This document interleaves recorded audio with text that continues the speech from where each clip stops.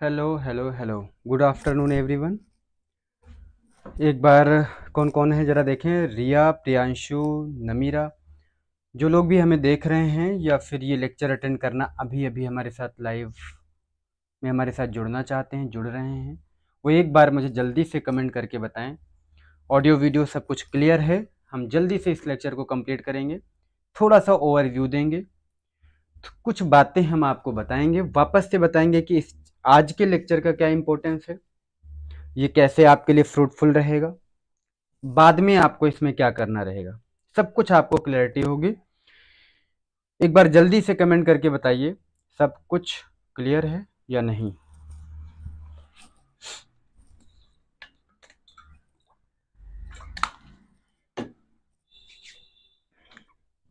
चलो जी, हम लोगों को जो चैप्टर था वो है चैप्टर नंबर 8, ऑडिट रिपोर्ट। ठीक है,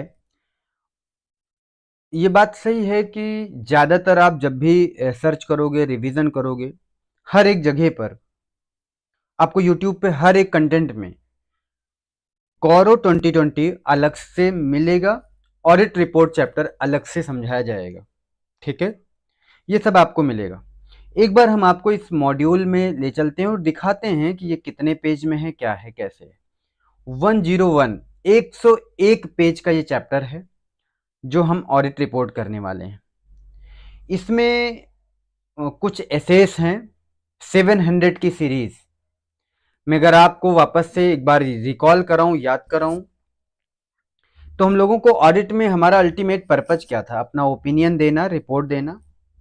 उस रिपोर्ट तक जाने के लिए, मतलब अपना ओपिनियन एक्सप्रेस करने के लिए, हम लोगों को किसी न किसी कंक्लूजन तक जाना होता है। और उस कंक्लूजन तक पहुंचना है तो किसके बेसिस पर उस कंक्लूजन तक जाओगे? आप क्या कंक्लूड करते हो, कोई ना कोई बेसिस होगा, और उस बेसिस के लिए आपको ऑडिट एविडेंस चाहिए।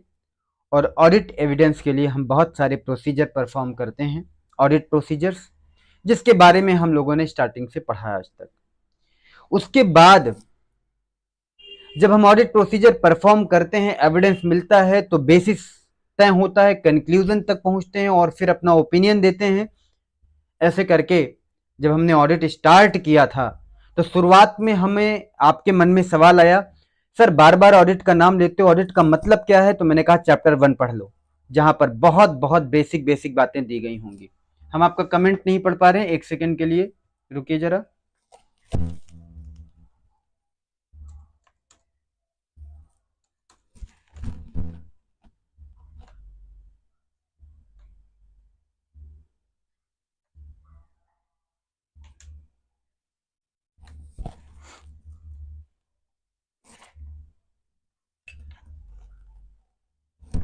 कोई बात नहीं, अगर कमेंट हम आपका नहीं पढ़ पा रहे हैं तो अपनी पूरी बात एक्सप्लेन करेंगे, कोशिश करेंगे कि आपको जरूरत ना पड़े।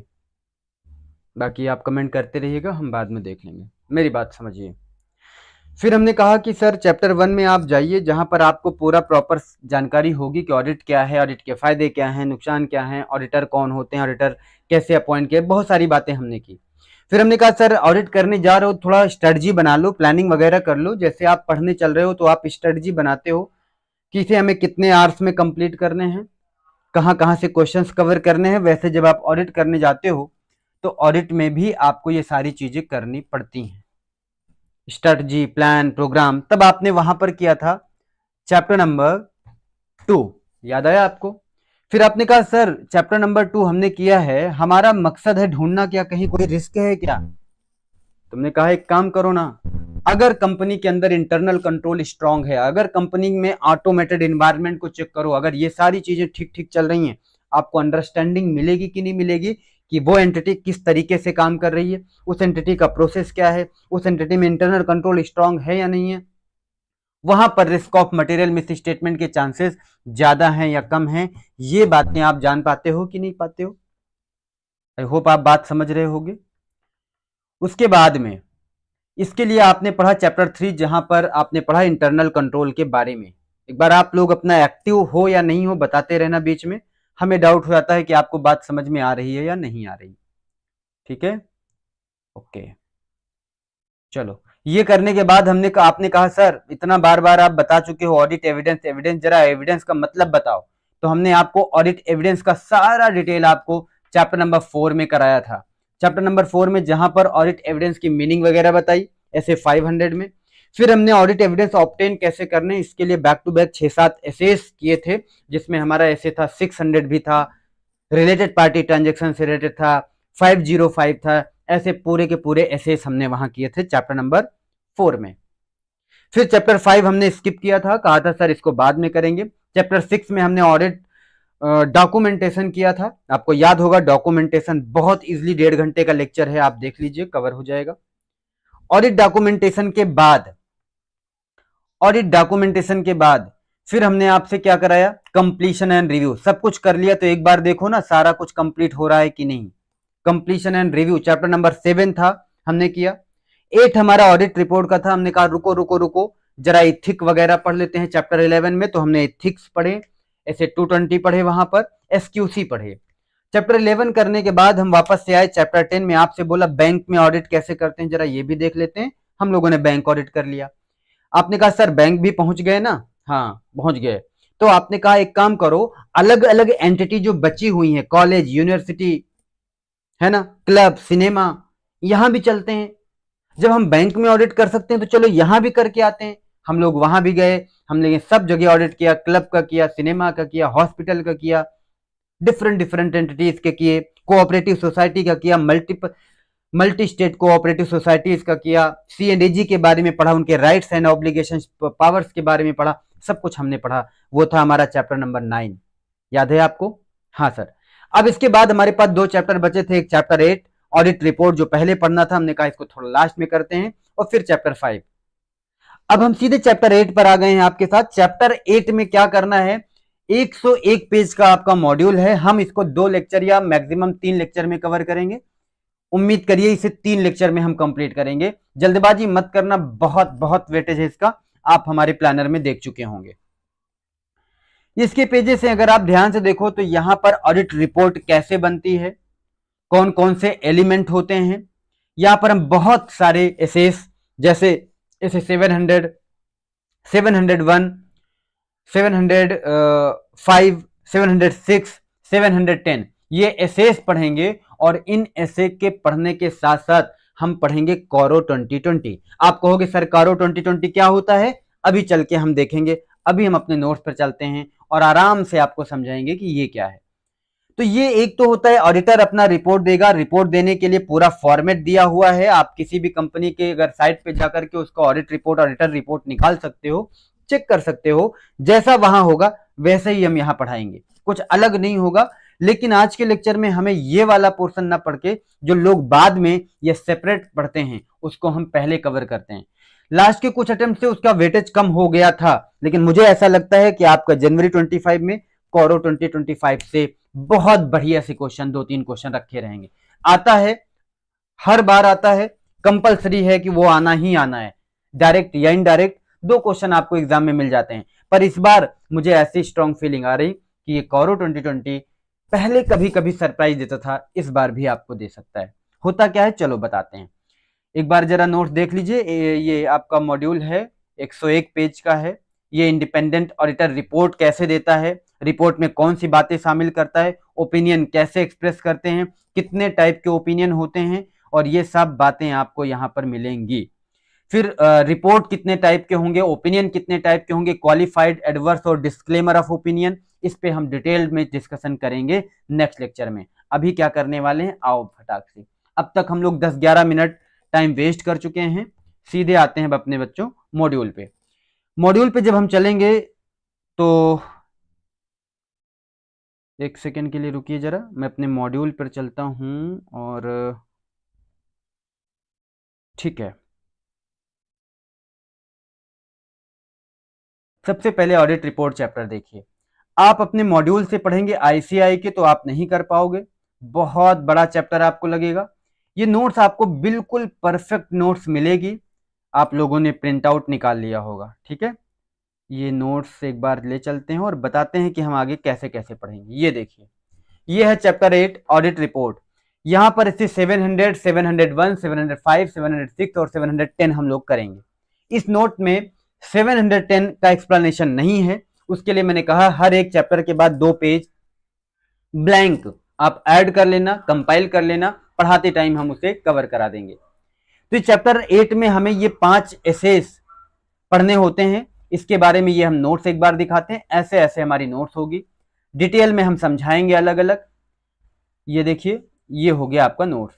कुल मिला के 4 से 5 पेज में, 1 2 3 4 पेज में आपका पूरा पूरा ऐसे 700, 701, 705, 706 ये कवर है। एक पेज और ऐड कर लीजिए 710 का, 5 पेज में आपका चैप्टर एंड होगा। लेकिन आपके मॉड्यूल के एंड में जब आप जाओगे तो वहां कॉरो 2020 दिया होगा, तो उसके लिए हम चलते हैं, एक अलग नोट्स हमारे पास है। आइए हम लोग चलते हैं उस नोट्स पे, ठीक है। उसको इसमें कंपाइल नहीं किया था हमने, अलग दिया था। ये है हमारा कॉरो 2020। अब ध्यान से सुनिए, बहुत ध्यान से, एक्टिव हो जाइए दोस्त। हुआ ये था, जब आप ऑडिट रिपोर्ट बनाते हो, ओपिनियन एक्सप्रेस करते हो, वो जो रिपोर्ट है ना, एज पर कंपनीज एक्ट, आप ऑडिट रिपोर्ट जो भी लगाते हो, जैसे जैसे चीजें होती हैं वो अलग है, लेकिन बहुत सारी ऐसी चीजें होती हैं, जैसे आपसे कह दिया जाए कि भाई ये ज्यादा इंपॉर्टेंट चीजें हैं, ये मटेरियल चीजें हैं, ऑडिटर को यहां पर एक्स्ट्रा रिपोर्ट देना पड़ेगा। सिंपल लैंग्वेज में बोलो, ऑडिटर को यहां पर स्पेशली रिपोर्ट देना पड़ेगा, स्पेशली अपनी राय रखनी पड़ेगी, तो रखनी पड़ेगी ना। इसके लिए रूल बना है कॉरो 2020, companies audit and auditor rule. ऐसे करके ये 2020, 2016 इससे पहले था, बाद में इसे फिर से चेंज करके 2020 कर दिया गया। इसमें आपको पढ़ना क्या होगा, ध्यान से देखो। कंपनीज ऑडिटर्स रिपोर्ट ऑर्डर 2020, नाम क्लियर है? हाँ sir. Section 134 sub section 11 companies act 2013 का आपसे ये कहता है कि भैया आपको कुछ बातें रिपोर्ट में डालनी है, वो जो ऑडिटर रिपोर्ट था उसके अलावा। वो जो ऑडिटर रिपोर्ट अभी आप पढ़ोगे ऐसे 700 टाइप्स ऑफ ओपिनियन वगैरह वगैरह डिटेल में, उसके अलावा अंडर कारो 2020 आपको कुछ बातें और एक्सप्रेस करनी पड़ेंगी, और बतानी पड़ेंगी, रिपोर्ट देनी पड़ेंगी। सर जब हमने ऑडिटर रिपोर्ट दिया है, जब हम ऑलरेडी हम ऐसे 700, 701, 5, 6 और 10 के हिसाब से सारा काम कर चुके हैं, तो पागल हो ये मुझसे करा रहे हो? तो आपके दिल से आवाज आनी चाहिए, क्यों कॉरो 2020 में रिपोर्ट देना है, जब ऑलरेडी इतना बड़ा रिपोर्ट हमारा बन के तैयार होता है। तो इसका जवाब है कि भैया जो रिपोर्टिंग है ना वो और एक्यूरेट हो, उसमें और डिटेल्ड रिपोर्टिंग हो सके, इसके लिए ये एक एडिशनल रिपोर्ट है, ये एक एडिशनल रिपोर्ट है। क्लियर है बात? ताकि और ट्रांसपेरेंसी बढ़े, थोड़ा और डिटेल्ड में हो, थोड़ा और ज्यादा एक्यूरेट हो, और साथ साथ गवर्नेंस इंप्रूव हो पाए। गवर्नेंस इंप्रूव के साथ साथ थोड़ी ट्रांसपेरेंसी बढ़ जाए, सर फ्रॉड या मिसमैनेजमेंट और आसानी से डिटेक्ट हो जाएं, और साथ ही साथ रेगुलेटरी रिक्वायरमेंट को कंप्लाई किया जा सके। इसके लिए ये एडिशनल रिपोर्टिंग है, जिसे हम एज पर कॉरो 2020 रिपोर्ट करते हैं। क्या करेंगे, कैसे करेंगे, यही हमें इस लेक्चर में पढ़ना है। क्या मेरी अभी तक की बात समझ में आई? रिपोर्टिंग का मतलब ऑलरेडी बता चुका था हमने, पहले ही हम बता चुके हैं क्या क्या कैसे कैसे होगा, स्टेप्स बताए थे। उन स्टेप्स में आखिरी जो हम रिपोर्टिंग करते हैं, रिपोर्टिंग में एक तो हम डिटेल रिपोर्टिंग करते ही करते हैं, वो उसके अलावा कुछ एडिशनल बातों पर आपको रिपोर्ट देना होता है एज एन स्टैट ऑडिटर। तो कॉरो 2020 एप्लीकेबल हो जाता है वहां पर। कॉरो 2020 यानी कंपनीज ऑडिटर्स रिपोर्ट ऑर्डर 2020, ये कहता है, ये सेक्शन 143 ये कहता है आपको कुछ एडिशनल बातों पर रिपोर्ट देनी पड़ेगी। क्यों? क्योंकि आप चाहते हो कि रिपोर्टिंग एक्यूरेट हो, आप चाहते हो, आप मतलब हम नहीं, वो सब चाहते हैं, गवर्नमेंट चाहती है भाई आपका रिपोर्टिंग एक्यूरेट हो, डिटेल्ड रिपोर्टिंग हो, गवर्नेंस इंप्रूव हो, ट्रांसपेरेंसी बढ़ जाए, फ्रॉड या मिसमैनेजमेंट और अच्छे से जल्दी से डिटेक्ट हो जाए, और रेगुलेटरी रिक्वायरमेंट कंप्लाई हो पाए।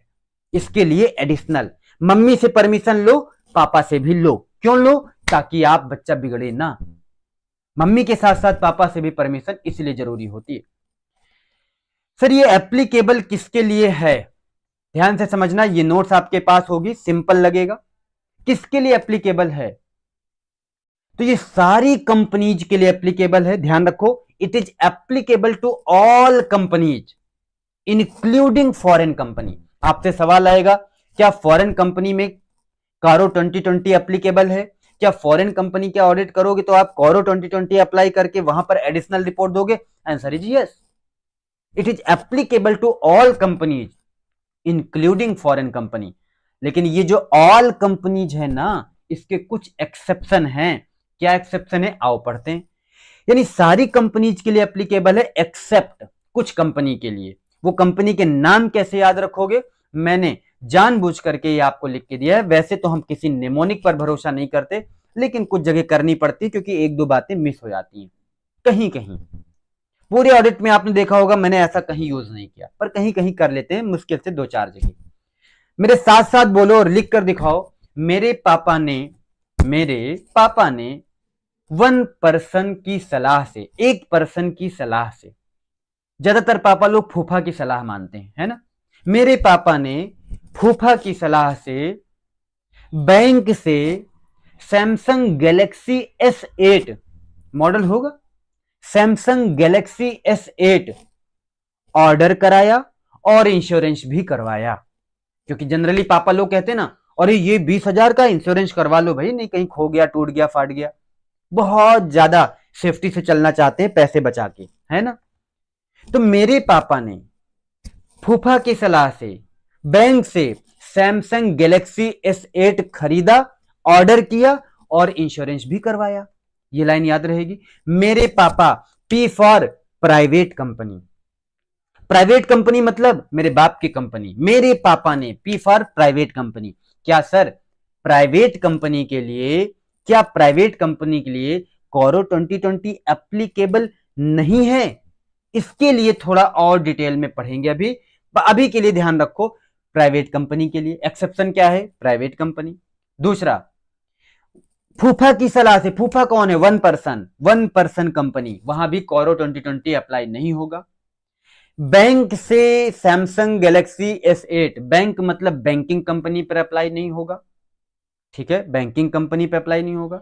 Samsung Galaxy, Samsung S for small company, small company.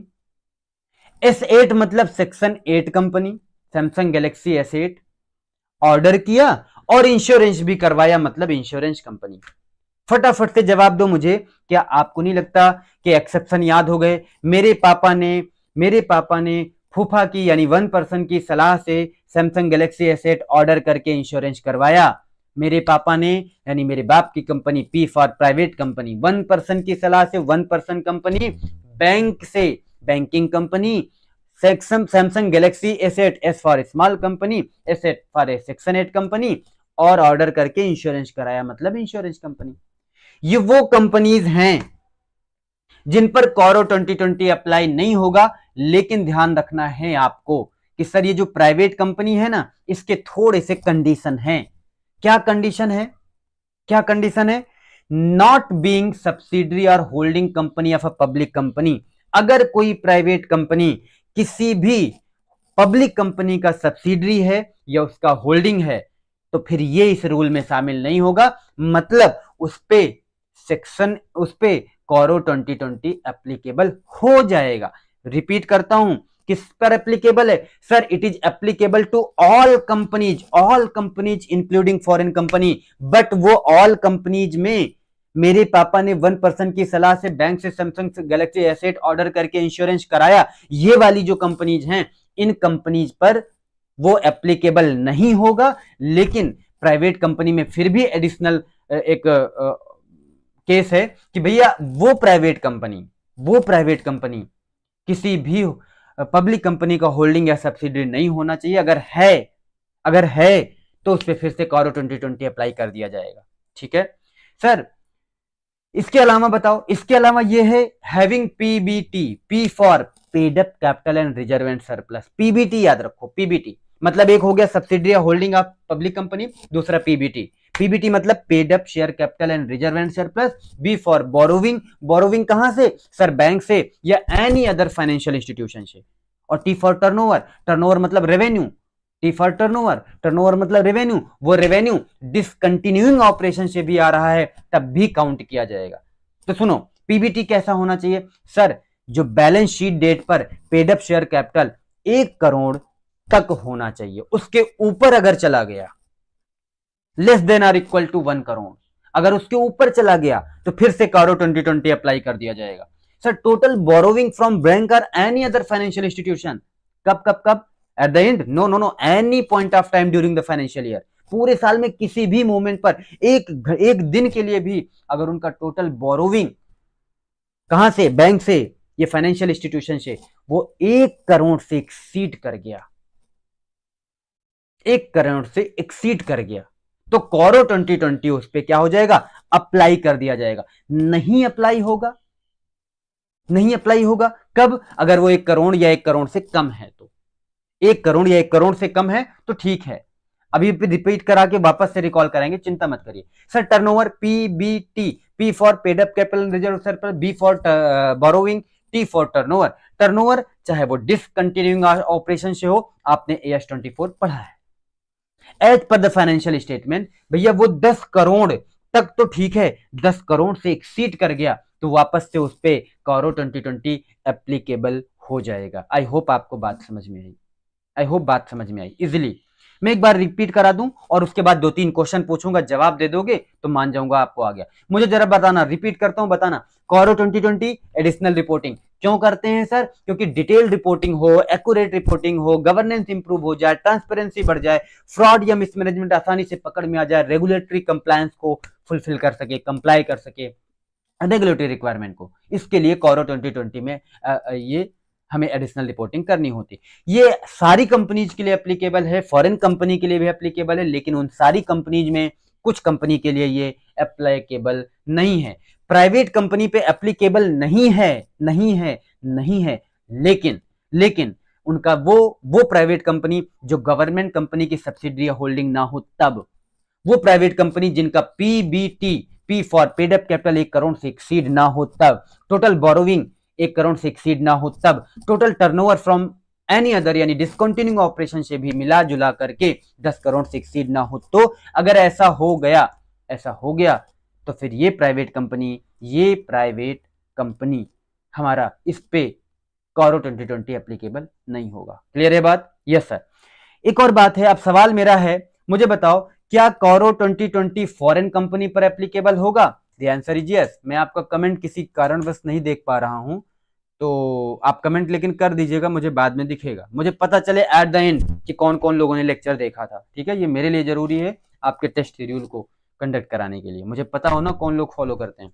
ठीक है, कॉरो 2020 क्या फॉरेन कंपनी के एप्लीकेबल है? आंसर इज यस, ऊपर ही लिखा हुआ था।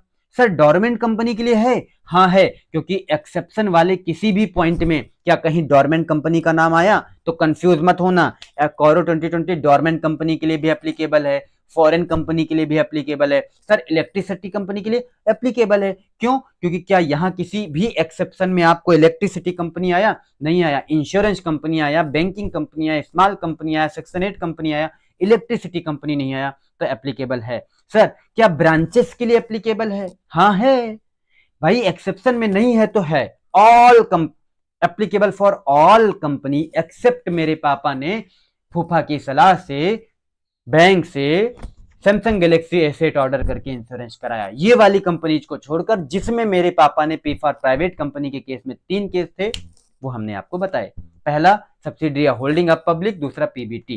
क्लियर हो गया? हाँ सर। एक और बात, सर एक small company falls under the private company limits financial statement. अच्छा ये बात सुनो, ये जो फाइनेंशियल स्टेटमेंट है, ये सर एक स्टैंड अलोन फाइनेंशियल स्टेटमेंट हो सकता है, एक कंसोलिडेटेड फाइनेंशियल स्टेटमेंट हो सकता है ना? स्टैंड अलोन कंसोलिडेटेड आपने पढ़ा है AS21? हाँ पढ़ा होगा। सर जो स्टैंड अलोन है उस पर कॉरो 2020 एप्लीकेबल है, लेकिन जो कंसोलिडेटेड फाइनेंशियल स्टेटमेंट है अंडर AS21, वहां लिखा मिलेगा आपको कि केवल और केवल क्लॉज XXI यानी 21 क्लॉज एप्लीकेबल है, बाकी का कोई क्लॉज वहां पर एप्लीकेबल नहीं है। आई होप अगर आपने ये बात सुनी तो आपको समझ में आई गई होगी, याद हो जाना चाहिए। ये नोट्स आपके लिए सफिशिएंट है, कहीं कुछ भी एक्स्ट्रा पढ़ने की जरूरत नहीं है। क्लियर है सर? फिर से बता दो ना, स्टैंड अलोन हाँ उस पे लिए एप्लीकेबल है, लेकिन अगर सीएफएस की बात करो तो वहां पर केवल क्लास 21 एप्लीकेबल है, बाकी का एप्लीकेबल नहीं होता है। ठीक है, only class 21 is applicable. Sir जरा बताओ मुझे रिपोर्टिंग क्या करनी है, आपने बता दिया कहानी, यहां तक से क्वेश्चन एग्जाम में आ जाते हैं, एमसीक्यू आ जाते हैं, छोटे छोटे क्वेश्चन फ्रेम हो जाते हैं। अब यहां आता है आपको रिपोर्टिंग कैसे करनी, किस बारे में। टोटल 21 क्लास हैं, कितने सर 21। आपको 21 के 21 याद रखने हैं। कैसे याद रखने हैं, याद तो आप कर नहीं पाओगे, चलो हम आपको याद कराते हैं, थोड़ा फास्ट करेंगे। लिखा हुआ है, आपको समझ में आ जाएगा, हम आपको जूम करके यहां पर देंगे। चलो आपको आई होप समझ में आएगा, दिखेगा भी। आपके पास प्रिंट होगा तो इश्यू नहीं है, कलरफुल हो गया है, गलती हो गई है, पर आपको दिखेगा। आपके पास प्रिंट है तो क्लियरिटी के साथ वहां दिख रहा होगा। चलो जी, याद रखो मेरे साथ साथ। याद करने के लिए समझा रहे हैं, हमें 21 क्लॉज पढ़ने हैं। सबसे पहले 10 याद करेंगे, फिर 10 याद करेंगे। मेरे साथ साथ याद करना, मुझे जरा बताना। सबसे पहले मेरे साथ साथ बोलो, कमेंट हम देख नहीं पा रहे हैं। पिगी बैंक से दुबे जी ने सीडी खरीदा उरी फिल्म देखने के लिए। अब दुबे जी जो कोई हो, उन्होंने PIGI पिगी बैंक एज्यूम कर लो, वहां से उन दुबे जी ने सीडी खरीदा। पहले वो चलता ना था, सीडी से मूवी देखी जाती थी। हाँ सर, तो एक सेकेंड के लिए रुकना जरा, मैं इसको सही कर देता हूं।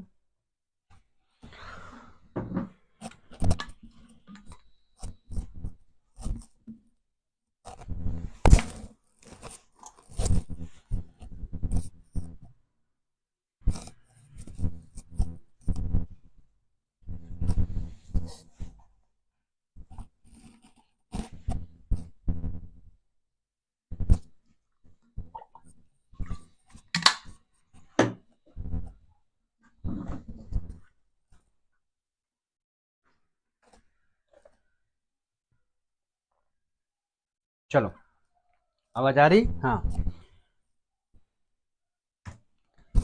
पिगी बैंक से दुबे जी ने सीडी खरीदा उरी फिल्म देखने के लिए। P for property, plant, equipment and intangible asset. आपको स्क्रीन पे दिख रहा होगा, हम उम्मीद करते हैं। पिगी में PIGI 4 आएंगे। पहला क्लॉज होगा आपका PPE एंड इंटेंजिबल असेट, और PPE आपने किया है अकाउंटिंग स्टैंडर्ड 10 में। ठीक है, पहले याद कर लें, फिर इसके अंदर क्या होगा बात करेंगे। आई फॉर इन्वेंट्रीज की बात करेंगे, आई फॉर इन्वेंट्री। जी फॉर, हम लोग जी का मतलब होता है सर गारंटी, लेकिन जी फॉर गारंटी, लेकिन आप कैसे याद रखोगे, इन्वेस्टमेंट लोन गारंटी सिक्योरिटी। ये पूरी लाइन एक साथ आपको याद रखना है। आई होप इतना तो एडजस्ट कर ही लोगे ना। पिगी बैंक से P for PPE and intangible asset, I for inventories, G for guarantee. Guarantee कैसे, इन्वेस्टमेंट लोन गारंटी सिक्योरिटी, उसमें हमने सिर्फ जी ले लिया। ठीक है, आप इतना तो थोड़ा ध्यान रखना। आई फॉर, लास्ट का आई फॉर क्या होगा सर, यहां पर आई का मतलब compliance of section 185 and 186, I for investment होता है। ये जो पहला वाला थर्ड क्लास आपने देखा, क्या देखा, G for guarantee, investment loan guarantee security, ये जो जी फॉर था, इसी के रिगार्डिंग कुछ कंप्लायंसेस हैं जो सेक्शन 185 में 186 में है। तो उस आई का मतलब इन्वेस्टमेंट, यानी कौन सा investment, investment loan guarantee security, यही वाला जो क्लॉज थर्ड वाला है। थर्ड वाले का कंप्लायंस हम फोर्थ वाले में देखते हैं। क्लियर है? Piggy, P for PPE and intangible asset, I for inventory, G for sir, G for investment loan guarantee security, I for investment loan guarantee security. G और आई में हमने फर्क कर दिया, लेकिन उसी का कंप्लायंस हम आई में देखते हैं। ठीक है, बैंक से दुबे जी ने, डी फॉर दुबे का डी फॉर डिपोजिट्स। यहां पर हम डिपोजिट्स के रिगार्डिंग कुछ बोलते हैं, कुछ रिपोर्टिंग देते हैं। आप लोगों को कोई डाउट हो तो कमेंट करिए, मैं देखता हूं।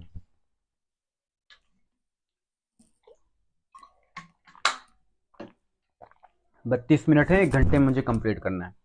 ठीक है, डी फॉर डिपोजिट्स। डिपोजिट्स के बारे में क्या क्या हम देखेंगे, क्या क्या रिपोर्ट देंगे, बताएंगे अभी। दुबे जी ने सीडी खरीदा, सी फॉर कॉस्ट रिकॉर्ड, और D for, sir C for cost record, D for dues. कौन से dues? Statutory dues. Statutory dues में क्या होता है? जैसे मान लो जीएसटी वगैरह का हो, टैक्स वगैरह का हो, ठीक है। D for dues. Uri film देखने के लिए U for unrecorded transactions, Uri. U for unrecorded transactions. R for repayment of loan, और I for IPO FPO reporting. Initial public offer, further public offer, इनका रिपोर्टिंग। बात समझ में आई? क्या आपको ये 10 क्लॉज के नाम याद हो जाएंगे? पिगी बैंक से दुबे जी ने सीडी खरीदा, पिगी बैंक से दुबे जी ने सीडी खरीदा उरी फिल्म देखने के लिए। क्या आपको इतनी बात याद होगी? Sir P for PPE and intangible asset, I for inventory, G for guarantee security investment loan वगैरह। सर आई फॉर इन्वेस्टमेंट, ये जो क्लास 3 वाला है फोर्थ में, इसका कंप्लायंस, कंप्लायंस अंडर सेक्शन 185 186, यानी कौन सा compliance? Investment loan guarantee security के लिए।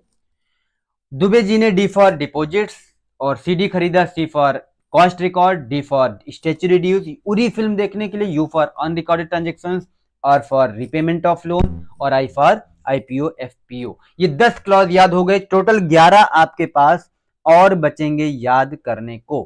बात क्लियर? अब इस 10 के अंदर में आपको रिपोर्टिंग क्या देनी है, हम उस पर इसी वक्त बात कर लें या आगे भी पढ़ लेते हैं? तो पहले हमने क्या पढ़ा? पिगी बैंक से दुबे जी ने सीडी खरीदा उरी फिल्म देखने के लिए, ठीक है। अब इसके बाद नेक्स्ट पेज में क्या पढ़ेंगे? फिल्म देखने के लिए, ठीक है, उरी फिल्म देखने के लिए। एफ फॉर फिल्म, मतलब F for fraud by the company और on the company, F for fraud. एक कॉल आ रही, मैं जरा रिसीव कर लूं, इट्स इंपॉर्टेंट।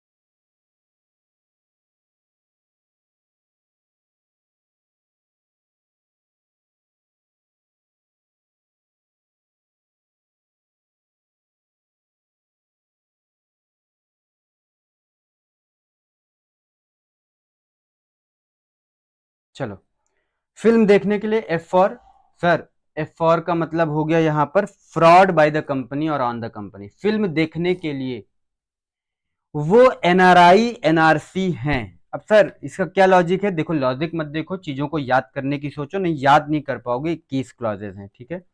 एनआरआई का मतलब 3 है यहां पर, N for Nidhi company, R for related party transactions, यहां पर हमने आरपीटी लिख दिया है, रिलेटेड पार्टी ट्रांजेक्शन, शॉर्टकट में आरपीटी लिख दिया है, आप अपने नोट्स में इसको सही कर सकते हो, ठीक है। Yes sir. एनआरआई, फिर आई फॉर इंटरनल ऑडिट होगा, एनआरआई। एनआरसी है, N for non cash transactions, R for RBI, और सी फॉर कैश लॉसेस। इतनी बातें आपको आई होप समझ में आई, याद हो गई? अभी समझ में नहीं आएगा, समझ में अभी हम समझाते हैं एक एक करके, ठीक है। ऊपर से अब कहानी याद है? हाँ सर, थोड़ा टाइम लगा रहे हैं, आप भी लगाइए। पिगी बैंक से दुबे जी ने सीडी खरीदा उरी फिल्म देखने के लिए, 10 क्लास हुए। फिल्म देखने के लिए, फिल्म में एफ फॉर क्या होगा? Sir fraud reporting F for होगा, फ्रॉड बाय द कंपनी और ऑन द कंपनी। ये क्लॉज 11 है। एनआरआई एनआरसी हैं, वो क्या है? NRI NRC. N for Nidhi company clause 12, R for related party transaction, यह है क्लॉज 13, और आई फॉर इंटरनल ऑडिट, ये होगा हमारा क्लॉज 14। एनआरआई एनआरसी हैं। NRC N for non cash transaction, जो क्लॉज है 15। R for reserve bank of India, RBI के बारे में हम पढ़ेंगे, जिसका क्लॉज है 16। और इसके बाद में एनआरआई एनआरसी, सी फॉर है कैश लॉसेस के बारे में रिपोर्टिंग देंगे, ये है हमारा क्लॉज नंबर 17। 18 में फिर बात करेगा, इसीलिए इसीलिए दुबे जी स्टैट ऑडिटर बनना उनका गोल है, जिसके लिए वो सीएसआर और सीएफएस कर रहे हैं। ये बात आपको बार बार करनी पड़ेगी तभी याद होगा, जिसके लिए वो सीएसआर और सीएफएस कर रहे हैं। क्या बनना चाहते हैं सर? Stat auditor. तो क्लॉज नंबर 18 क्या होगा? क्लॉज नंबर 18 होगा ऑडिटर के रिगार्डिंग। ठीक है, क्या होगा? ऑडिटर। स्टैट ऑडिटर मतलब ऑडिटर की बात करेंगे, रिजाइन वगैरह से रिलेटेड बात करेंगे। उनका गोल है जी फॉर गोइंग कंसर्न चेक करेंगे, और जिसके लिए वो सीएसआर और सीएफएस कर रहे हैं। सीएसआर मतलब सर अनस्पेंट अमाउंट जो है वो सीएसआर में ट्रांसफर होता है। क्या होता है, कैसे होता है, बहुत डिटेल में नहीं जाना है, लेकिन फिर भी हम आपको बता देंगे। अभी सीएसआर सीएफएस कर रहा है। सीएफएस कौन सा है सर? सर क्लॉज नंबर 21 हमारा सीएफएस का था, और स्टार्टिंग में हमने पढ़ा था कि अगर स्टैंड अलोन फाइनेंशियल स्टेटमेंट है तो कॉरो 2020 एप्लीकेबल है। स्टैंड अलोन फाइनेंशियल स्टेटमेंट नहीं है, सीएफएस है, तो वहां पर सिर्फ और सिर्फ क्लॉज 21 एप्लीकेबल होगा। इसीलिए क्लॉज 21 में दिया है qualification adverse remark by the auditor in CARO report of companies included in consolidated financial statement, CFS. Point clear है? ठीक है, आई होप यहां तक आपको बात समझ में आ जाएगी।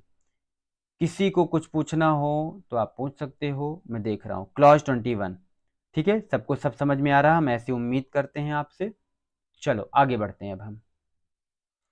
ठीक है, याद हो गया होगा। ठीक है, अब एक एक करके एक्सप्लेन करेंगे और चैप्टर एंड करेंगे। आपको एक दो बार रीड करना पड़ेगा, ये आपकी जिम्मेदारी है। सबसे पहले पिगी बैंक से दुबे जी ने सीडी खरीदा। P for property plant equipment. दिल से बताना, क्या आप इस बात की रिपोर्टिंग करोगे कि हाँ रिकॉर्ड प्रॉपर है या नहीं है?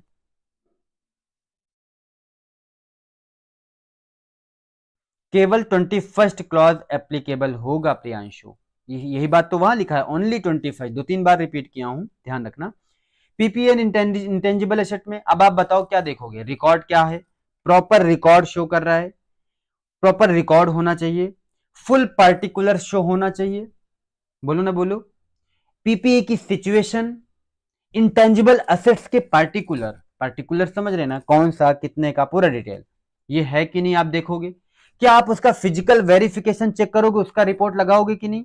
हाँ, ये देखो हमने एक एक पॉइंट लिखे हैं। फिजिकल वेरिफिकेशन मैनेजमेंट ने किया है कि नहीं किया देखोगे। रीजनेबल इंटरवल पर करते रहना चाहिए कि नहीं मैनेजमेंट को। एक साल के बाद, 5 साल बाद सीधा देखने जाएगा, कौन चुरा के ले गया पता ही नहीं है। फिजिकल वेरिफिकेशन मैनेजमेंट ने रीजनेबल इंटरवल पर किया है या नहीं किया है आप देखोगे। अगर कोई डिस्क्रिपेंसीज आई हैं, गैप्स आए हैं, डिफरेंसेस आए हैं, तो उन्हें बुक्स ऑफ अकाउंट में प्रॉपरली डेल्ट करना चाहिए या नहीं करना चाहिए। ये इस बात का रिपोर्ट आपको देना पड़ेगा, ये एडिशनल रिपोर्ट है। सर टाइटल डीड के बारे में भी होगा? हाँ होगा। जितने इमूवेबल प्रॉपर्टी हैं वो कंपनी के नाम पे है कि नहीं, वो प्रॉपरली डिस्क्लोज्ड होने चाहिए। उनके रिवैल्यूएशन की अगर बात करें तो रजिस्टर्ड वैल्यूअर ने रिवैल्यूएशन किया हो, स्पेसिफाई होना चाहिए वो उनका अमाउंट, और अगर उनमें 10% से ज्यादा का चेंज आ रहा है एग्रीगेट, तो आपको रिपोर्ट करना चाहिए एज पर कॉरो 2020। बात तो समझ में आई सर, याद कैसे होगा? देखो भाई, क्लॉजेज हमने रटा दिए आपको एक तरीके से, अब दो चार बातें आप पढ़ के याद करोगे, पढ़ोगे तो याद हो जाएगा। रिकॉर्ड प्रॉपर होना चाहिए, पर्टिकुलर्स पूरी तरीके से होने चाहिए, फिजिकल वेरिफिकेशन मैनेजमेंट ने रीजनेबल इंटरवल पे किया है, करना चाहिए उन्हें। डिस्क्रिपेंसी आई तो बुक्स ऑफ अकाउंट में होना चाहिए। टाइटल डीड अगर इमूवेबल जो प्रॉपर्टीज हैं कंपनी के नाम पे डिस्क्लोज होने चाहिए। रिवैल्यूएशन की बात करो तो रजिस्टर्ड वैल्यूअर ने वैल्यूएशन किया हो। अमाउंट जो है अगर स्पेसिफिकली वो 10% से ज्यादा का चेंज है तो फिर वो चेंज आपको रिपोर्ट करने पड़ेंगे। हाँ, अगर किसी बेनामी प्रॉपर्टी की बात करें तो सर अगर कोई प्रोसीडिंग चल रही है, इनिशिएटेड है या पेंडिंग है अगेंस्ट द कंपनी बेनामी प्रॉपर्टी के रिगार्डिंग, ठीक है, कि भैया कंपनी ने कोई बेनामी प्रॉपर्टी होल्ड करके रखा है, तो क्या होगा सर? वो ना वो बेनामी ट्रांजैक्शंस एक्ट 1988 के हिसाब से अगर कोई उसने बेनामी प्रॉपर्टी होल्ड कर रखा है, ठीक है, weather the company details in the financial statement और नॉट, कंपनी ने उसका डिटेल फाइनेंशियल स्टेटमेंट में दिया है या नहीं दिया है, कंपनी को देना चाहिए, दिया है नहीं दिया है, आप इस पर रिपोर्टिंग दोगे। क्लियर है बात? सर हमने पहला क्लास पढ़ भी लिया, समझ भी लिया और रट भी गया। क्लॉज वन पिगी बैंक से आई फॉर, सर इन्वेंट्री की बात करो, बहुत बहुत सिंपल, आपको क्या करना है सर? मैनेजमेंट फिजिकल वेरिफिकेशन कराई है कि नहीं? रीजनेबल इंटरवल पर मैनेजमेंट ने फिजिकल वेरिफिकेशन किया है कि नहीं? हाँ। वेरिफिकेशन का जो कवरेज है और प्रोसीजर है वो अप्रोप्रिएट है कि नहीं है? हाँ। अगर डिस्क्रिपेंसी 10% से एक्सीड कर गया है in aggregate for each class of transaction, तो क्या उसे बुक्स ऑफ अकाउंट में अप्रोप्रिएटली डील किया गया है कि नहीं? वर्किंग कैपिटल सैंक्शन की बात करें, अगर 5 करोड़ से ज्यादा हो गया in aggregate from bank financial institute on the basis of the security of the current asset, आपको रिपोर्ट देना पड़ेगा। सर एमसीक्यू में ये अमाउंट के बेसिस पर आ सकता है in excess of 5 crore, 10 crore, 15 crore, 20 crore, 5 crore he amount है, याद रखना।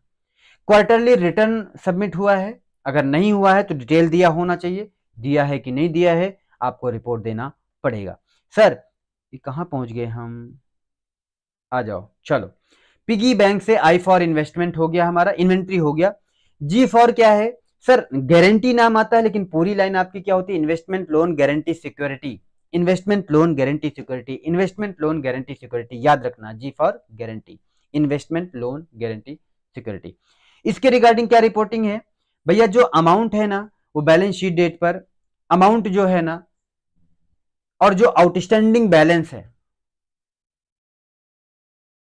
अमाउंट और आउटस्टैंडिंग बैलेंस। दूसरा टर्म्स और कंडीशंस क्या है? Are not prejudice to the company's interest, ऐसे नहीं होनी चाहिए जो कंपनी का भला ही ना चाहे। और repayment principal interest regular payment हो रहा है कि नहीं, यानी प्रिंसिपल अमाउंट का रीपेमेंट रेगुलर हो रहा है कि नहीं, ड्यू डेट पे हो रहा है कि नहीं, इंटरेस्ट ड्यू डेट पे हो रहा है कि नहीं, रेगुलरली रीपेमेंट हो रहा है कि नहीं, इस पे भी रिपोर्टिंग दोगे। ओवर ड्यू की बात करें अगर, तो जो टोटल अमाउंट है ओवर ड्यू, अगर वो 90 डेज से ज्यादा का ओवर ड्यू हो गया तो रीजनेबल स्टेप्स मैनेजमेंट ने लिए हैं रिकवरी के लिए या नहीं लिए हैं, आपको रिपोर्ट देना होगा। सर अगर कोई लोन वगैरह है जो रिन्यू हुआ है या एक्सटेंड किया गया है, कराते हैं ना लोग कि भाई 5 साल और बाद देंगे हम, रिन्यूअल हुआ है, एक्सटेंड हुआ है, या कोई फ्रेश लोन दिया गया है, फ्रेश लोन दिया गया है, बात समझ में आई? क्यों फ्रेश लोन दिया है? कि जो पुराना वाला था ना उसको सेटल कर दिया जाए, एग्रीगेट अमाउंट। तो पूरा का पूरा वो अमाउंट, वो टोटल लोन, ये सारी चीजें प्रॉपरली मेंशन होनी चाहिए। और अगर demand on repayable, repayable on demand है, रिपेबल ऑन डिमांड है, तो एग्रीगेट अमाउंट, टोटल लोन की गारंटी कितने परसेंट है, ये सारी बातें प्रॉपरली डिस्क्लोज होनी चाहिए। सर पिगी बैंक से हम ये बात समझ गए कि पिगी जी फॉर हो गया, आई फॉर क्या है? Sir investment loan guarantee security, यही क्लॉज 3 वाला वही आई। इसमें क्या होगा, आपको केवल एक बात देखनी होगी, क्या कि कंप्लायंस हुआ है कि नहीं सेक्शन 185 186 का in respect of investment loan guarantee security, clause number 3 वाला। क्लॉज 3 का कंप्लायंस 185 186 सेक्शन में क्लॉज 4 में है कि नहीं, बस ये बात बतानी है। ठीक है सर, 5वीं क्लास की बात करो, पिगी, पिगी तो हो गया। बैंक से दुबे जी ने डी फॉर डिपॉजिट, और डिपॉजिट क्या होना चाहिए? जो डिपॉजिट यानी कंपनी ने एक्सेप्ट किया है वो सेक्शन देख लो कि सेक्शन 73 76 जो आरबीआई ने इश्यू किया है इसके हिसाब से कंप्लाई किया गया है या नहीं किया गया है। क्लियर है बात? हाँ क्लियर है। सर पिगी बैंक से दुबे जी ने सीडी खरीदा, सी फॉर कॉस्ट रिकॉर्ड, तो भैया कॉस्ट रिकॉर्ड मेंटेन किया है कि नहीं है? अगर सेंट्रल गवर्नमेंट ने कहा है तो मेंटेन किया है कि नहीं है? कॉस्ट रिकॉर्ड वाला पॉइंट क्लियर है, इतना ही रिपोर्टिंग देनी है। और D for sir dues, dues का मतलब होता है क्या वो ड्यू जो है, ड्यूज अमाउंट मतलब सर गवर्नमेंट को टैक्सेस वगैरह देने होते हैं, उसे स्टैट्यूटरी ड्यूज ड्यूज बोलते हैं। क्या रेगुलर पेमेंट हुआ है कि नहीं, अगर नहीं हुआ है तो कितना एरियर है, और ये सारी बातें बतानी होंगी। On the last day of financial statement financial year concern for a period of 6 month shall be indicated, अगर 6 महीने से ज्यादा तो उसे इंडिकेट करना होगा स्टैट्यूटरी ड्यूज के बारे में। ठीक है, उसने जीएसटी वगैरह टैक्स वगैरह जो कुछ बना हो उसने रेगुलर पेमेंट किया है कि नहीं, रिपोर्टिंग करनी पड़ेगी।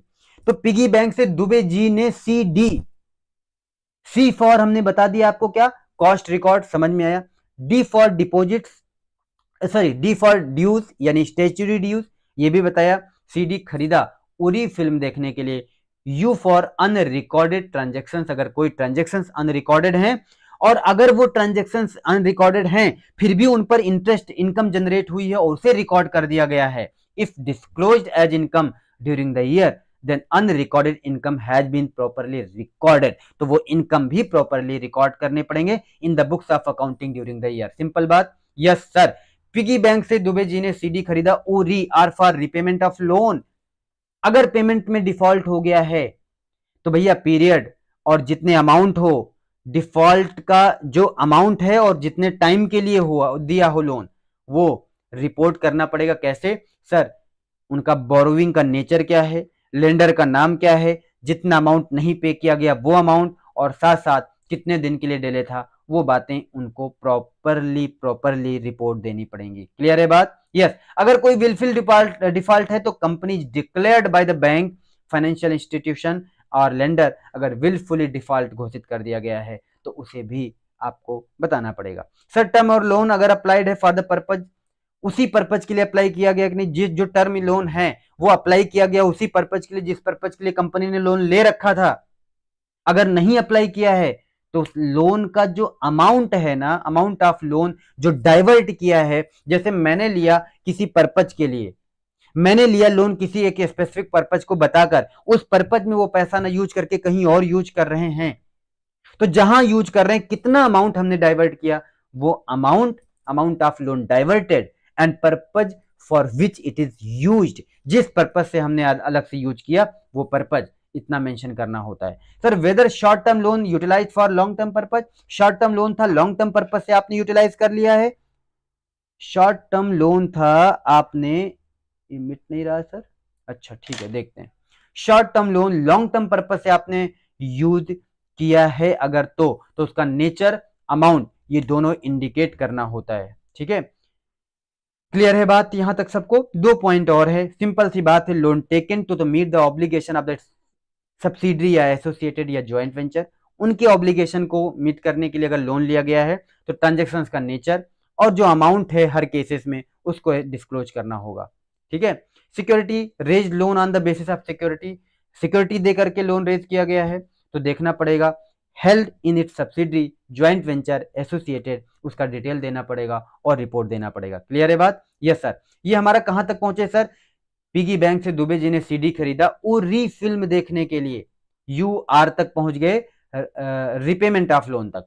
आई for IPO FPO generally exam में इंपॉर्टेंट ये नहीं होता, थर्ड क्लास आपके लिए इंपॉर्टेंट है, फर्स्ट क्लास आपके लिए इंपॉर्टेंट है, फर्स्ट सेकेंड थर्ड ये ज्यादा इंपॉर्टेंट है और बाकी इसमें बहुत ज्यादा इंपॉर्टेंट नहीं है। नाइन्थ वाला रिपेमेंट ऑफ लोन वाला आपके लिए इंपॉर्टेंट है, यहां टिक कर लीजिए। ये तीन से जनरली क्वेश्चन पूछ लेता है पर मेरा काम है आपको सबके बारे में बताना। आईपीओ एफपीओ की बात करें रिपोर्टिंग की तो भाई applied for the purpose they raised, जिस पर्पज से उसने यूज किया है आईपीओ एफपीओ किया है उसी पर्पज से वो पैसा यूज किया गया। अगर यूज उस पर्पज से नहीं किया गया, क्रॉस लगा है मतलब if then not used then give the detail, right. और बी पॉइंट है कि private placement of preferential allotment complies with the section वगैरह, ये जो दिया है आपने इसको देख लेना। क्लियर है? हाँ सर। 10 क्लॉज आपको याद हो गए। पिगी बैंक से दुबे जी ने सीडी खरीदा उरी तक फिल्म देखने के लिए एफ फॉर क्या होगा सर? एफ फॉर होगा फ्रॉड बाय द कंपनी और ऑन द कंपनी। इसमें क्या होगा सर? कंपनी पर फ्रॉड या कंपनी ने फ्रॉड किया है तो नेचर और अमाउंट इंडिकेट करना जरूरी है उरी फिल्म देखने के लिए। और दुबे जी क्या है? एनआरआई एनआरसी है, एनआरआई निधि कंपनी, रिलेटेड पार्टी ट्रांजेक्शंस और इंटरनल ऑडिट। 3 पॉइंट हम करेंगे क्लॉज नंबर 12, 13 और 14 में। निधि कंपनी में क्या होगा? Has complied net owned fund to the deposit ratio 1:20। Nidhi company का रूल है, आपने लॉ में पढ़ा होगा, क्या है कि भैया ये रेशियो उनका मेंटेन होना चाहिए, वो आप चेक कर लो, उसकी रिपोर्टिंग होनी चाहिए। RPT related party transaction, NRI R for related party transaction. Related party transaction ये कंप्लायंस होना चाहिए, इनका सेक्शन जो दिया है उस सेक्शन के हिसाब से, और साथ साथ डिटेल जो होने चाहिए वो डिस्क्लोज होने चाहिए फाइनेंशियल स्टेटमेंट में। कैसे? एज पर अकाउंटिंग स्टैंडर्ड 18 आपने पढ़ा है रिलेटेड पार्टी ट्रांजेक्शन। और साथ में इंड AS 24 में भी रिलेटेड पार्टी ट्रांजेक्शन की बात बताई गई है, वो आप फाइनल में पढ़ोगे। तो AS 18 और इंड AS 24 के हिसाब से वो डिस्क्लोज होना चाहिए फाइनेंशियल स्टेटमेंट में। I for internal audit, internal audit आप जानते हो, आप पढ़ चुके इंटरनल ऑडिट क्या होता है, इंटरनल ऑडिटर क्या होते हैं। तो देखो कि क्या कंपनी में इंटरनल ऑडिट सिस्टम है और internal auditors report considered by the stat auditor report और नॉट। इंटरनल ऑडिट सिस्टम है तो इंटरनल ऑडिटर का रिपोर्ट यूज करता है ना स्टेट ऑडिटर। ठीक है सर, ये हो गए हमारे 14 पॉइंट। अब हम बात करेंगे 15, 16 और 17। एनआरआई एनआरसी हैं, दुबे जी एनआरआई एनआरसी हैं। NRC, N for non cash transaction R for reserve bank of India और S for state auditor. Sir N for non cash transaction, whether the company has entered into the non cash transaction with the directors और persons connected to the him, comply करेंगे section 192 of Companies Act. यहां पर आपको exam में test नहीं लिया जाता, लेकिन सिंपल सा बताना होता है कि ये इस सेक्शन को कंप्लाई करना चाहिए। एक बार इस नोट्स को रीड कर लेना, 2 लाइन में लिखा है कि भैया अगर ऐसा है तो ये इस सेक्शन को, फलाने सेक्शन को, ढिमकाने सेक्शन को वो कंप्लाई करना करता है या नहीं। ठीक है, फिर आती बात RBI, whether the company, section 45 IA की बात करें, whether the company is required to be registered under section 45 IA of RBI. अगर कंपनी को रिक्वायरमेंट है उसे रजिस्टर करना चाहिए, तो देखो भैया उसने रजिस्टर किया है कि नहीं, इतनी बात आपको बतानी है। ये है हमारा clause number 16। Sir NRC, C for cash losses की बात करो तो फाइनेंशियल ईयर में या प्रीसीडिंग फाइनेंशियल ईयर में अगर कोई कैश लॉस हुआ है तो उसका अमाउंट प्रॉपरली डिस्क्लोज होना चाहिए। बस इतना ही आपको रिपोर्ट देना है कि वो अमाउंट डिस्क्लोज है या नहीं है। सर 17 हो गया, 3-4 और बचे हैं, क्या है वो, इसीलिए दुबे जी स्टेट ऑडिटर बनना उनका गोल है। क्या बनना, स्टेट ऑडिटर। ऑडिटर के वाले केस में क्या होगा, अगर उसने रिजाइन दिया है, किसी ऑडिटर ने प्रीवियस जो रिजाइन दिया है, कंसीडर करो क्या इश्यू था, क्या ऑब्जेक्शंस थे, कंसर्न क्या थे, जानो। बेसिकली आप रीजन जानो कि रिजाइन देने की वजह क्या थी। बस ये है हमारा clause number sir 18। State auditor बनना उनका गोल है। जी फॉर गोइंग कंसर्न चेक कर लो कि भैया एबिलिटी टू पे the liability for next 12 month, क्या 12 महीने आगे के 12 महीने तक अपनी लाइबिलिटी को पे कर पाएगा कि नहीं। If no material uncertainty exist, तो उसे पे कर पाएगा कि नहीं, ये बात बतानी पड़ेगी। यानी गोइंग कंसर्न को टेस्ट करके आपको एडिशनली रिपोर्ट देना पड़ेगा। सर इसके लिए वो क्या कर रहा है, सीएसआर और सीएफएस कर रहा है। सीएसआर अनस्पेंट अमाउंट सीएसआर में भेजा जाता है। कॉर्पोरेट सोशल रिस्पॉन्सिबिलिटी होता है, हर कॉर्पोरेट को, जैसे टाटा जी लोग हैं, इनकी अपनी एक रिस्पॉन्सिबिलिटी है, तो इनको अपना कुछ परसेंटेज, वो अमाउंट यहां मैं बता नहीं रहा हूं, आपको जरूरत नहीं है, वो जो कुछ परसेंटेज है वो परसेंटेज वो अपना अलग कर देते हैं, उस फंड में डाल देते हैं जो उनकी कॉर्पोरेट सोशल रिस्पॉन्सिबिलिटी निभाने के लिए, ये इनका जिम्मेदारी है, ये इन्हें करना पड़ता है। ठीक है, तो जो अनस्पेंट अमाउंट है सीएसआर में पड़ा रह गया, बचा रह गया, तो आप देखोगे कोई ऑनगोइंग प्रोजेक्ट है, ट्रांसफर करते हैं उस अनस्पेंट अमाउंट को to the special account other than ongoing project, उसमें हम ट्रांसफर करते हैं और वो फंड शेड्यूल 7 में स्पेसिफाइड होता है, उस शेड्यूल में वो दिया गया है कि नहीं, बस इतनी बात आपको देखनी है। सर लास्ट वाला क्या होता है, सीएफएस कर रहा है, कंसोलिडेटेड फाइनेंशियल स्टेटमेंट। अगर स्टैंड अलोन फाइनेंशियल स्टेटमेंट है तो टोटल पूरा का पूरा क्लास 1 to 21 सब अप्लाई किया जाएगा, लेकिन अगर कंसोलिडेटेड फाइनेंशियल स्टेटमेंट है केवल एक क्लास अप्लाई होगा, वो है क्लास नंबर 21। इसमें एमसीक्यू पूछ सकता है, इसके अलावा इसमें कुछ नहीं पूछेगा। सर क्वालिफिकेशन एडवर्स और रिमार्क है अगर कोई, तो बाय द ऑडिटर इन कारो report of companies included in the financial statement, अगर ऐसा है तो भैया डिटेल इंडिकेट करना पड़ेगा, ऐसा और इसके अलावा कुछ भी नहीं है। अगर कोई क्वालिफाइड एडवर्स रिमार्क है, ठीक है, ऑडिटर ने दिया है कारो रिपोर्ट में, तो भैया ये बातें मेंशन होनी चाहिए उसमें, बस बात खत्म। यही आपका रहा हमारा कॉरो 2020। एक बार मैं आपको रिकॉल जरूर कराऊंगा, अंदर के पॉइंट आप याद करोगे, मैं लास्ट के 5 मिनट आपके लेता हूं, इस सेशन को खत्म करता हूं। सर कॉरो 2020 एडिशनल रिपोर्ट के लिए होता है, इसलिए होता है क्योंकि एक्यूरेट और डिटेल्ड रिपोर्टिंग हो सके, गवर्नेंस इंप्रूव हो सके, ट्रांसपेरेंसी बढ़ सके, फ्रॉड या मिसमैनेजमेंट को पकड़ में आसानी से आ जाए और रेगुलेटरी कंप्लायंस को आसानी से फुलफिल हो जाए, राइट। इसके लिए ये कारो 2020 अप्लाई किया गया है सारी कंपनी पर, फॉरेन कंपनी पर भी, लेकिन कुछ कंपनी है जिन पर अप्लाई नहीं होता, जिसमें हमने आपको निमोनिक दिया कि मेरे पापा ने 1% कंपनी की सलाह से, 1% यानी फूफा जी की सलाह से बैंक से सैमसंग गैलेक्सी एसेट ऑर्डर किया और इंश्योरेंस भी करवाया। पापा ने प्राइवेट कंपनी के लिए कारो 2020 एप्लीकेबल नहीं होता है, लेकिन कब एप्लीकेबल नहीं होता, जब वो किसी भी पब्लिक कंपनी का सब्सिडरी या होल्डिंग ना हो और उसका PBT, P for paid up capital reserve और सरप्लस 1 करोड़ से एक्सीड ना करे, T for turnover, B for borrowing from the financial institution और बैंक एग्रीगेट में अगर वो 1 करोड़ से एक्सीड नहीं होता है तो, और टी फॉर टर्नओवर टर्नओवर चाहे डिसकंटिन्यूइंग ऑपरेशन से भी होगा तब भी 10 करोड़ से एक्सीड नहीं होता है तो प्राइवेट कंपनी पर कारो 2020 एप्लीकेबल नहीं होगा। सर 1% पर एप्लीकेबल नहीं होगा, फोफा जी 1% है। बैंक की सलाह से मतलब बैंक से मतलब बैंकिंग कंपनी पर एप्लीकेबल नहीं होगा। सैमसंग गैलेक्सी मतलब स्मॉल कंपनी पर एप्लीकेबल नहीं होगा। एसेट मॉडल है यानी सेक्शन 8 कंपनी पर एप्लीकेबल नहीं होगा। इंश्योरेंस कराया मतलब इंश्योरेंस कंपनी पर एप्लीकेबल नहीं होगा, इन पर वो एप्लीकेबल नहीं होगा। तो कारो 2020 एप्लीकेबल किस पे? इनके अलावा सब पे होगा। फॉरेन कंपनी पे होगा, यस गवर्नमेंट कंपनी को होगा, yes electricity company, yes branches पे भी होगा, yes stand alone financial statement के लिए पूरा कारो 2020 एप्लीकेबल है, लेकिन कंसोलिडेटेड फाइनेंशियल स्टेटमेंट पे केवल क्लॉज 21 एप्लीकेबल होता है। बस एमसीक्यू का क्वेश्चन है। फिर हमने कहा सर ये 21 क्लास याद कैसे करें? पिगी बैंक से दुबे जी ने सीडी खरीदा उरी फिल्म देखने के लिए, उरी फिल्म देखने के लिए, और हमने कहा कि वो एनआरआई एनआरसी हैं, इसीलिए स्टैट ऑडिटर बनना उनका गोल है और इसके लिए वो सीएसआर और सीएफएस कर रहे हैं।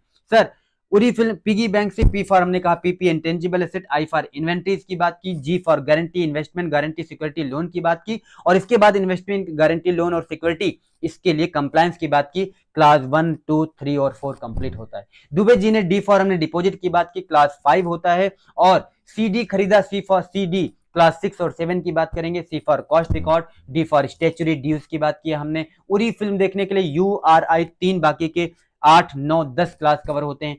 यू फॉर अनरिकॉर्डेड ट्रांजेक्शन्स की बात होगी, और R for repayment of loan, और आई फॉर आपको आईपीओ एफपीओ की बात होगी। तो इस तरीके से 10 क्लास होते हैं। फिल्म देखने के लिए एफ की बात करें तो हम फ्रॉड की बात करते हैं, फ्रॉड चाहे कंपनी ने किया हो चाहे फ्रॉड कंपनी पे हुआ है।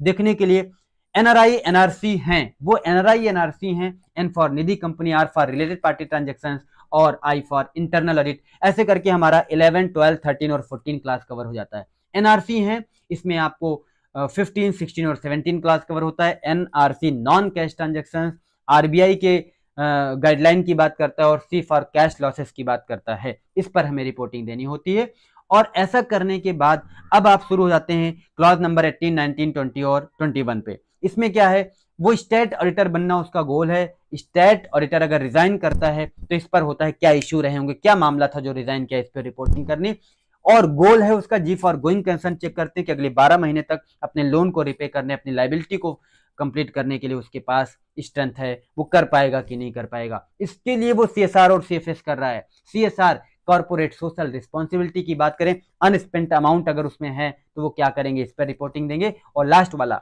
सीएफएस पे रिपोर्टिंग हमें करनी होती है क्लास 21 में, राइट। इसके अंदर के पॉइंट हमने 3-3, 4-4 पॉइंट वो लिखे हैं जो आपके मॉड्यूल में है, इसके अलावा आपको परेशान होने की जरूरत नहीं है। दोस्तों हमारा चैप्टर यहां से कंप्लीट होता है। एक बार कमेंट करके बताओ, क्या ये कारो 2020 सच में आपको परेशान करने जैसा लग रहा है? क्या आपको नहीं लगता कि बस रीडिंग ही तो करनी है? एक बार मेन बातें तो रटा दिए हैं हम, बस जो बातें समझाई तो उसे एक बार और रीड करनी है। 2-2 पॉइंट, इन्वेंट्री में क्या करना है, आईपीओ में क्या करना है, उसमें भी 3, 4, 5 ऐसे हैं जो ज्यादा इंपॉर्टेंट हैं। ठीक है, लास्ट मोमेंट पर कमेंट करो। इस सेक्शन को यहीं खत्म, सेशन को यहीं खत्म करते हैं। 1 घंटे हो चुका है हमारा। जल्दी से बताइए, क्या सब कुछ समझ में आया या हमें और इस पे मेहनत करना है? सर ये चैप्टर नहीं इंड हुआ है, ये चैप्टर हम आगे दोबारा से पढ़ाएंगे। मतलब उसमें कारो 2020 छोड़ करके बाकी डिटेल में पढ़ाना है। ऐसे 700, 701, 705, 706 एंड 710, ये ऐसे हमें बहुत डिटेल में बहुत अच्छे से कवर करना है। ठीक है, तो इतना टफ तो नहीं लगा ना, क्योंकि मैंने कोशिश की आपको याद कराने का। मैंने हर एक बात वो शामिल कर ली जिससे आपको दिक्कत ना हो, आपका एग्जाम में काम भी हो जाए, आपका टाइम भी बचे। 2 घंटे इसमें इन्वेस्ट करना मैं ठीक नहीं समझ रहा था। मुझे 1 घंटे लगता है कारो 2020 के लिए सफिशियंट है। इवन अब जब रिवीजन कराएंगे तो ये कारो 2020 15 मिनट में रिवीजन कराएंगे आपका, अब चूंकि रिवीजन सेशन हमारे स्टार्ट होंगे। ठीक है, अगर आपको अच्छा लगा, ये लेक्चर ठीक लगा, फ्रूटफुल लगा, टाइम बचाया आपका, टाइम बचता हो इससे आपका, तो वीडियो के लास्ट में सेशन एंड होने पर अपना रियल फीडबैक इस पे दे देना, एक कमेंट इस पे कर देना। ठीक है, और वीडियो को लाइक भी कर देना, अपने दोस्तों को शेयर करना। इसके अगले पार्ट में मिलेंगे कल हम लोग, और उसके बाद चैप्टर 5 बचेगा। सिर्फ इसमें 3 लेक्चर या 4 लेक्चर मैक्सिमम और हमें करने हो, और ये हमारा ऑडिट कंप्लीट हो जाएगा। फिर हम अल्टरनेट डेट पे हम आपको रिवीजन कराएंगे, क्विक रिकॉलिंग कराएंगे। हर एक चैप्टर 30 मिनट में आपको रिकॉल हो जाएगा। 30 मिनट में कोशिश करेंगे जल्दी जल्दी रिकॉल कराने का, ताकि उससे आपका टच बना रहे।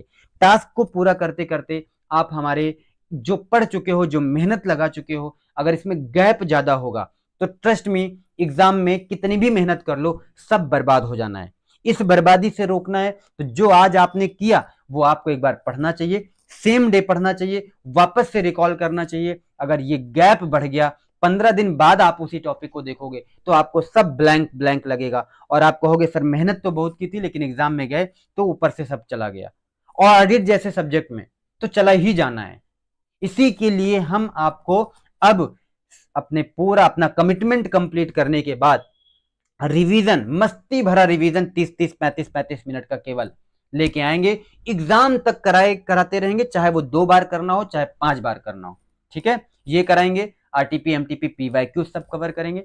तो बने रहिए हमारे साथ, मिलते हैं अगले लेक्चर में। Okay, thank you, bye bye.